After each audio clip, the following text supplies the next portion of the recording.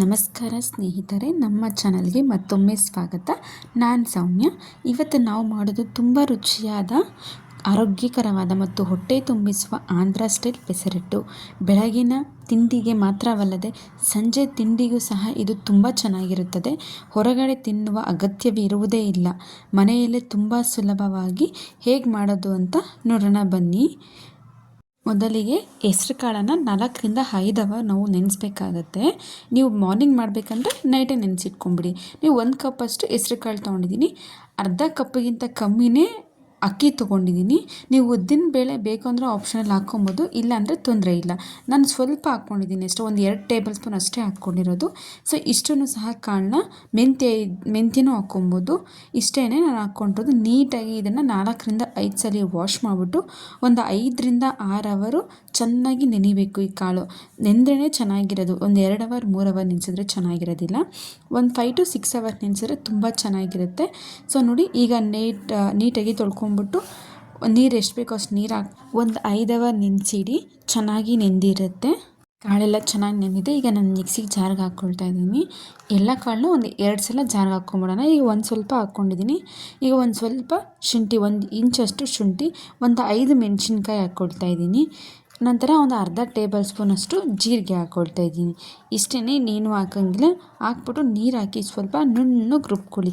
ಎಷ್ಟು ನುಣ್ಣಗಾಗುತ್ತೋ ಅಷ್ಟು ನುಣ್ಣಗೆ ರುಬ್ಕೊಂಡ್ರೆ ತುಂಬ ಚೆನ್ನಾಗಿ ಬರುತ್ತೆ ದೋಸೆ.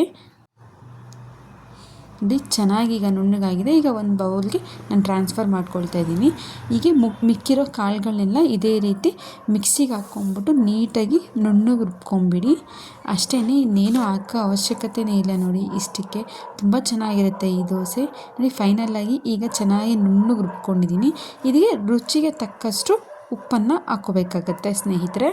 ರುಚಿಗೆ ತಕ್ಕಷ್ಟು ಉಪ್ಪು ಹಾಕ್ಕೊಂಡು ನೀಟಾಗಿ ಚೆನ್ನಾಗಿ ಮಿಕ್ಸ್ ಮಾಡ್ಕೋಬೇಕಾಗತ್ತೆ. ನೀವು ಇದಕ್ಕೆ ಎಕ್ಸ್ಟ್ರಾ ನೀರೇನು ಆ್ಯಡ್ ಮಾಡೋ ಅವಶ್ಯಕತೆಯೇ ಇಲ್ಲ.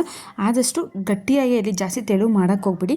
ದೋಸೆ ಹಿಟ್ಟಿಗಿಂತ ಇನ್ನು ಸ್ವಲ್ಪ ಗಟ್ಟಿಯಾಗಿರಲಿ ಅಷ್ಟೇ. ನೋಡಿ, ನೀಟಾಗಿ ಮಿಕ್ಸ್ ಮಾಡ್ಕೊಂಬಿಟ್ಟು ಒಂದು ಸೈಡ್ ಎತ್ತಿಟ್ಬಿಡೋಣ ಒಂದು 15 ಮಿನಿಟ್ಸು ಅಥವಾ 20 ಮಿನಿಟ್ಸು. ಈಗ ಅಷ್ಟರಲ್ಲಿ ನಾವು ಚಟ್ನಿ ರೆಡಿ ಮಾಡ್ಕೊಂಬಿಡೋಣ ಬನ್ನಿ. ಇದಕ್ಕೆ ಕಡಲೆಬೀಜ ಮತ್ತು ಕೊಬ್ಬರಿ ಚಟ್ನಿ ನಾನು ಮಾಡ್ಕೊಳ್ತಾ ಇದ್ದೀನಿ. ಹೇಗೆ ಮಾಡೋದು ಅಂತ ನೋಡೋಣ ಬನ್ನಿ. ಇದೆಲ್ಲ ನೀಟಾಗಿ ಫಾರ್ಮೇಟ್ ಆಗುತ್ತೆ. ಅಷ್ಟರಲ್ಲಿಗೆ ಚಟ್ನಿ ಮಾಡಿಬಿಡೋಣ. ನೋಡಿ, ಈಗ ಒಂದು ಬಾಣಲಿ ಇಟ್ಬಿಟ್ಟು ಅದಕ್ಕೆ ಸ್ವಲ್ಪ ಕಡಲೆಬೀಜ ತೊಗೊಂಡಿದ್ದೀನಿ. ಕಡಲೆಬೀಜನ ನೀಟಾಗಿ ಹುರ್ಕೊಂಬಿಡೋಣ ಮೀಡಿಯಮ್ ಫ್ಲೇಮಲ್ಲಿ. ಹುರ್ಕೊಂಡಿದ ನಂತರ ನೋಡಿ, ಈ ರೀತಿ ನೀಟಾಗಿ ಹುರ್ಕೋಬೇಕಾಗತ್ತೆ. ಮೀಡಿಯಮ್ ಫ್ಲೇಮಲ್ಲೇ ಇಟ್ಕೊಂಡು ಹುರ್ಕೊಳ್ಳಿ. ಈಗ ಕಡಲೆಬೀಜ ನೀಟಾಗಿ ಹುರ್ಕೊಂಡಿದ್ದೀನಿ. ಈಗ ನಂತರ ಒಂದು 3 ಅಷ್ಟು ಹಸಿಮೆಣ್ಸಿನ್ಕಾಯಿನ ತೊಗೊಳ್ತಾ ಇದ್ದೀನಿ. ಮೆಣಸಿನ್ಕಾಯಿನೂ ಹುರ್ಕೊಂಬಿಡೋಣ. ಮೆಣಸಿನ್ಕಾಯಿ ಜೊತೆ ಒಂದು ಸ್ವಲ್ಪ ಕರ್ಬೇವಿನ ಸೊಪ್ಪನ್ನು ಹಾಕ್ಬಿಟ್ಟು ಹುರ್ಕೊಂಬಿಡೋಣ. ಚೆನ್ನಾಗಿರುತ್ತೆ. ಮೆಣಸಿನ್ಕಾಯಿ ಹಂಗೆ ಹುರಿದಿರೋ ಹಂಗೆ ಹಾಕಿದ್ರೆ ಹಸಿ ಹಸಿ ಅನಿಸುತ್ತೆ. ಸೊ ಈ ರೀತಿ ಹುರ್ಕೊಂಡ್ರೆ ತುಂಬ ಚೆನ್ನಾಗಿರುತ್ತೆ. ಟೇಸ್ಟು ಇನ್ನೂ ಸೂಪರಾಗಿರುತ್ತೆ ದೋಸೆ. ಚಟ್ನಿಗೆ ಕಾಂಬಿನೇಷನ್ನು ನೋಡಿ. ಈಗ ಮೆಣಸಿನ್ಕಾಯಿ ಮತ್ತು ಕರಿಬೇವು ಎರಡೂ ಹಾಕ್ಕೊಂಡು ಹುರ್ಕೊಳ್ತಾ ಇದ್ದೀನಿ. ಈ ರೀತಿ ಹುರ್ಕೊಂಡ್ಬಿಟ್ಟು ಮೆಣಸಿನ್ಕಾಯಿ ಕರಿಬೇವು ಚೆನ್ನಾಗಿ ಫ್ರೈ ಆಗಿದೆ. ಈಗ ಕಡಲೆ ಬೀಜ ಹುರ್ಕೊಂಡಿದ್ವಲ್ಲ, ಅದು ಸಿಪ್ಪೆ ಎಲ್ಲ ತೆಕ್ಕೊಂಬಿಡೋಣ ನೀಟಾಗಿ. ಸಿಪ್ಪೆ ಇದ್ದರೆ ಒಂಥರ ಕಲರು ಚೇಂಜ್ ಆಗಿಬಿಡುತ್ತೆ, ಒಂಥರ ಕಪ್ಪಗೆ ಬಂದುಬಿಡುತ್ತೆ. ಅದರಿಂದ ಸಿಪ್ಪೆ ತೆಗೊಳ್ತಾ ಇದ್ದೀನಿ. ಈಗ ಹೇಗೆ ಮಾಡೋದು ಅಂತ ನೋಡೋಣ. ಈಗ ಒಂದು ಜಾರಿಗೆ ಕಡಲೆ ಬೀಜ ಸಿಪ್ಪೆ ತೆಗೆದಿದ್ವಲ್ಲ ಅದನ್ನೆಲ್ಲ ಹಾಕ್ಕೊಳ್ತಾ ಇದ್ದೀನಿ. ಒಂದು ಸ್ವಲ್ಪ ಕಾಯನ್ನು ಹಾಕ್ಕೊಳ್ತಾ ಇದ್ದೀನಿ. ನೀವು ಬರೀ ಕಾಯಿ ಚಟ್ನಿ ಬೇಕಂದರೆ ಕಾಯಿ ಚಟ್ನಿನೂ ಮಾಡ್ಕೊಬೋದು, ಅದು ಸಹ ತುಂಬ ಚೆನ್ನಾಗಿರುತ್ತೆ. ಹುರಿದಿರುವಂತಹ ಹಸಿಮೆಣಸಿನ್ಕಾಯಿ ಮತ್ತು ಕರಿಬೇವು ಎರಡನ್ನೂ ಹಾಕ್ಕೊಂಡು ಒಂದು ಸ್ವಲ್ಪ ಹುಣಸೆಹಣ್ಣು, ಸ್ವಲ್ಪನೇ ಜಾಸ್ತಿ ಬೇಡ, ರುಚಿಗಷ್ಟೇ. ಮತ್ತು ನಂತರ ಒಂದು ಸ್ವಲ್ಪ ಕೊತ್ತಂಬರಿ ಸೊಪ್ಪು ಅಷ್ಟೇ, ರುಚಿಗೆ ತಕ್ಕಷ್ಟು ಉಪ್ಪು, ಇಷ್ಟು ಹಾಕ್ಕೊಂಡು ನೀಟಾಗಿ ನುಣ್ಣಗೆ ರುಬ್ಕೊಂಬಿಡೋಣ. ನೋಡಿ ಎಷ್ಟು ಚೆನ್ನಾಗಿದೆ ಚಟ್ನಿ, ಗ್ರೀನಾಗಿ ತುಂಬ ಚೆನ್ನಾಗಿರುತ್ತೆ. ಈಗ ಸ್ಟವ್ ಮೇಲೆ ತವ ಇಟ್ಟು ನೋಡಿ, ಈ ರೀತಿ ಮೀಡಿಯಮ್ ಫ್ಲೇಮಲ್ಲಿ ಇಟ್ಕೊಳ್ಳಿ. ನೋಡಿ, ಹೆಂಚು ಚೆನ್ನಾಗಿ ಕಾದಿರಬೇಕು. ನೋಡಿ, ಹೆಂಚು ಕಾದಿದ ನಂತರ ನೀಟಾಗಿ ದೋಸೆ ಹಾಕ್ಕೊಂಡು ಹರಡಿಸ್ಕೊಳ್ತಾ ಇದ್ದೀನಿ. ನೀವು ಆದಷ್ಟು ತೆಳ್ಳಗೆ ಹಾಕ್ಕೊಳ್ಳಿ, ಚೆನ್ನಾಗಿರುತ್ತೆ. ನೀವು ದಪ್ಪ ಹಾಕ್ಕೊಂಡ್ರೆ ಫುಲ್ ದಪ್ಪ ಈ ಥರ ಇದಾಗಿಬಿಡುತ್ತೆ. ಸೊ ನೀವು ಆದಷ್ಟು ತೆಳ್ಳಗೆ ಹಾಕ್ಕೊಳ್ಳಿ. ಎಷ್ಟು ತೆಳ್ಳಗೆ ಹಾಕಿದ್ರೂ ಅಷ್ಟು ತೆಳ್ಳಗೆ ಬರುತ್ತೆ ದೋಸೆ, ತುಂಬ ಚೆನ್ನಾಗಿರುತ್ತೆ ಇದು. ಹಾಗೆ ಪೆಸರಟ್ಟು ತುಂಬ ಕ್ರಿಸ್ಪಿಯಾಗಿ ಬರಬೇಕು ಅಂದರೆ ಒಂದು ಚಿಕ್ಕ ಟಿಪ್ ಇದೆ.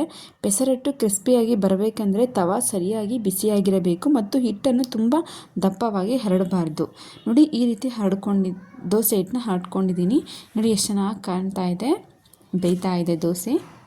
ಮೀಡಿಯಮ್ ಫ್ಲೇಮಲ್ಲಿ ಇಟ್ಕೊಳ್ಳಿ, ಜಾಸ್ತಿ ಉರಿ ಇಟ್ಕೊಳ್ಳೋಕೆ ಹೋಗಬೇಡಿ. ನೋಡಿ ಎಷ್ಟು ಚೆನ್ನಾಗಿ ಎದ್ದೇಳ್ತಾ ಇದೆ. ಈ ದೋಸೆ ಅಂತೂ ತುಂಬ ಚೆನ್ನಾಗಿರುತ್ತೆ, ರುಚಿಯಾಗಿ ಕೂಡ ಇರುತ್ತೆ. ಇದನ್ನು ತೆಂಗಿನಕಾಯಿ ಚಟ್ನಿ ಅಥವಾ ಶುಂಠಿ ಚಟ್ನಿ ಅಥವಾ ಆಂಧ್ರ ಸ್ಟೈಲ್ ಚಟ್ನಿ ಜೊತೆ ಸವಿದರೆ ಇನ್ನೂ ರುಚಿ ಹೆಚ್ಚಾಗುತ್ತದೆ. ತುಂಬ ಚೆನ್ನಾಗಿರುತ್ತೆ ನೋಡಿ ಸ್ನೇಹಿತರೆ. ಈ ರೀತಿ ನೋಡಿ ಎಷ್ಟು ಚೆನ್ನಾಗಿ ಎದ್ದಿದೆ ದೋಸೆ. ಕ್ರಿಸ್ಪಿಯಾಗಿ ಕೂಡ ಇರುತ್ತೆ ದೋಸೆನ. ನೀವು ಪೆಸರೆಟ್ಟನ್ನ ಮನೆಯಲ್ಲೇ ಮಾಡ್ಕೊಬೋದು ಆರಾಮಾಗಿ, ತುಂಬ ರುಚಿಯಾಗಿರುತ್ತೆ. ಅಷ್ಟೇ ಕ್ರಿಸ್ಪಿ, ಟೇಸ್ಟು ಅಷ್ಟೇ ಚೆನ್ನಾಗಿರುತ್ತೆ. ನೀವು ಹೋಟೆಲ್ಗೆ ಹೋಗೋ ಅವಶ್ಯಕತೆಯೇ ಇರೋದಿಲ್ಲ, ಅಷ್ಟು ಚೆನ್ನಾಗಿರುತ್ತೆ. ನೋಡಿ ಎಷ್ಟು ಚೆನ್ನಾಗಿ ಕಾಣಿಸ್ತಿದೆ ಗ್ರೀನಾಗಿ ದೋಸೆ. ಈಗ ಒಂದು ಸರ್ವ್ ಮಾಡ್ಕೊಳ್ತಾ ಇದ್ದೀನಿ ಒಂದು ಪ್ಲೇಟ್ಗೆ. ನೋಡಿ ದೋಸೆ ಚಟ್ನಿ ಕಾಂಬಿನೇಷನ್ ತುಂಬ ಸಖತ್ತಾಗಿರುತ್ತೆ. ಟೇಸ್ಟ್ ಅಂತೂ ಅಮೇಝಿಂಗ್. ಆಂಧ್ರದಲ್ಲಂತೂ ಇದು ಫೇಮಸ್ ಗೊತ್ತಾ ಪೆಸರೆಟ್ ಅಂತ. ನನಗೂ ಅಷ್ಟೇ ತುಂಬ ಇಷ್ಟ. ತುಂಬ ಕ್ರಿಸ್ಪಿಯಾಗಿ ಟೇಸ್ಟಾಗಿ ಕೂಡ ಇರುತ್ತೆ.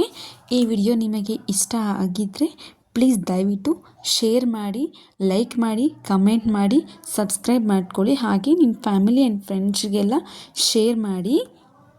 ಇಂತಹ ಇನ್ನಷ್ಟು ಸುಲಭವಾದ, ರುಚಿಯಾದ ಮತ್ತು ಆರೋಗ್ಯಕರವಾದ ರೆಸಿಪಿಗಳಿಗಾಗಿ ನಮ್ಮ ಚಾನಲ್ ಜೊತೆಗೇ ಇರಿ ಸದಾ.